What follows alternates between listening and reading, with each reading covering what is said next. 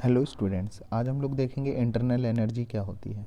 Internal energy क्या होती है? जो सिस्टम की अपनी खुद की एनर्जी होती है उसको हम इंटरनल एनर्जी बोलते हैं। जो इंटरनल एनर्जी होती है बेटा, वो डिपेंड किस पे करती है? सिस्टम के सब्सटेंस पे और टेम्परेचर पर, प्रेशर पर। उसको हम इंटरनल एनर्जी बोलते हैं।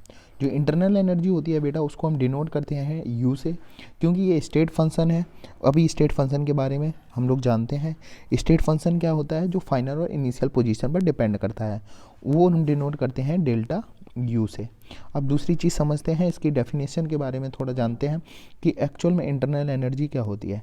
इंटरनल एनर्जी, जितने भी सिस्टम में सारी एनर्जी प्रेजेंट रहती हैं उनका सबका जो सम होता है उसको हम इंटरनल एनर्जी बोलते हैं। जैसे अगर कोई भी एक सिस्टम ले लेते हैं, एक बीकर ले लेते हैं।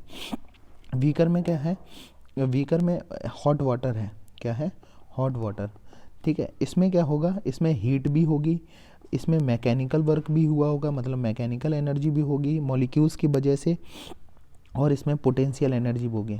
तो इन सब का जो भी सम होगा उसको हम क्या बोलेंगे? Internal energy.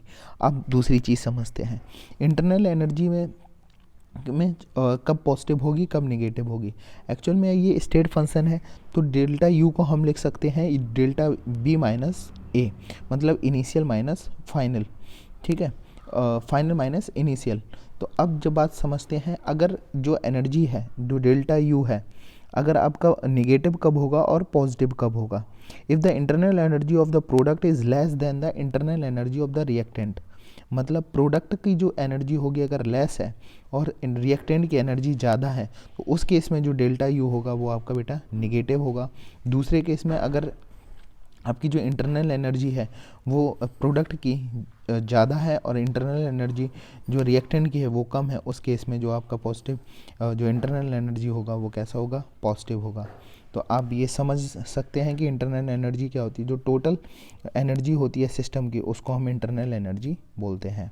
आई होप आप लोगों को समझ में आया होगा। Thank you.